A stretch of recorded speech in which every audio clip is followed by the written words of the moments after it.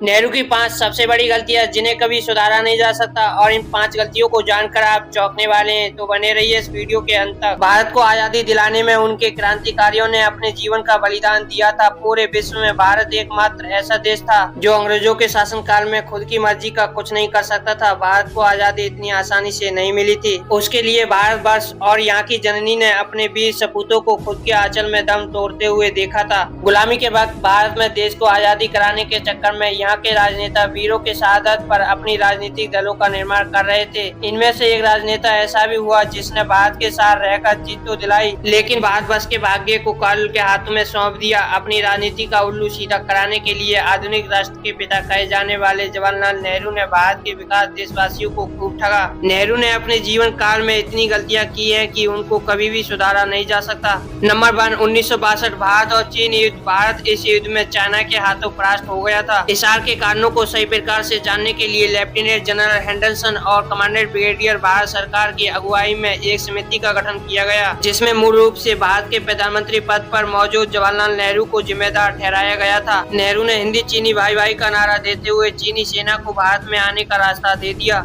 और भारतीय सेना को रोक के रखा। जीत का फायदा उठाकर चीनी सैनिक अरुणाचल प्रदेश, सिक्किम और असम में होते हुए भारत में अंदर तक आ गई, जिसके परिणाम स्वरूप चीन ने कश्मीर का 14,000 स्क्वायर किलोमीटर भाग पर अपना कब्जा बना लिया था। नंबर 2, भारत और नेपाल विलय। अगर भारत नेपाल से विलय कर लेता तो शायद आज देश की तस्वीर कुछ अलग होती। नेपाल के राजा त्रिभुवन विक्रम शाह ने पंडित नेहरू से विलय करने की बात कही, लेकिन नेहरू ने यह कहते हुए नकार दिया, भारत को इससे नुकसान के सिवाय कुछ हासिल नहीं होगा। नंबर 3, 13 जनवरी 1954। दोस्तों, इस दिन नेहरू ने भारत का दूसरा कश्मीर कहे जाने वाली काबू वैली दोस्ती की याद में बर्मा को बड़ी आसानी से दे दी, जो कि इनकी सबसे बड़ी गलतियों में से एक है। काबू वैली लगभग 11,000 स्क्वायर किलोमीटर में फैली हुई थी। बर्मा ने काबू वैली का अधिक हिस्सा चीन को दे रखा है, जिसमें से वह भारत में आए दिन मुठभेड़ करता रहता है। नंबर 4, नेहरू वैसे तो बहुत ही राजनीतिक ज्ञानी थे, लेकिन उन्हें क्या पता कि दुश्मन अपनी मीठी वाणी से दिल में छेद कर अंदर कैंसर की तरह फैलता जाता है। ऐसा तब घटा जब नेहरू की दोस्ती एडवीना से हुई और ये दोस्ती नहीं जिस्मानी हो गई थी, जिसके चलते चलते नेहरू ने अपने बहुत सारे राज एडवीना को बता दिए, जिसकी वजह से चीन भारत में अंदर तक आ गया था। नंबर 5, पंचशील समझौता। मध्य यात्री में जब सारी दुनिया गहरी नींद में सो रही होगी तब भारत जीवन और स्वतंत्रता के लिए जागो। ये कहने के तुरंत बाद नेहरू चीन से दोस्ती करने के लिए बहुत ही उतावले हो रहे थे। उनकी उत्सुकता देखते ही बनती थी कि वह राजनीति के चक्कर में भारत को दुश्मन के हाथों सौंप दे रहे हैं। जैसे ही नेहरू ने 1954 में चीन को पंचशील समझौता के लिए मनाया, जब भारत ने तिब्बत को चीन का हिस्सा करार दे दिया, जो कि नेहरू की सबसे बड़ी गलती थी। जब 1962 में भारत चीन युद्ध हुआ तो चीनी सेना इसी रास्ते भारत पर आक्रमण करने आई थी। दोस्तों, अगर आपको ये वीडियो पसंद आई हो तो इस वीडियो को लाइक कर दीजिए, अपने दोस्तों के साथ शेयर कीजिए और आपके अपने चैनल जीनियस स्टोरी को सब्सक्राइब कर लीजिए। धन्यवाद।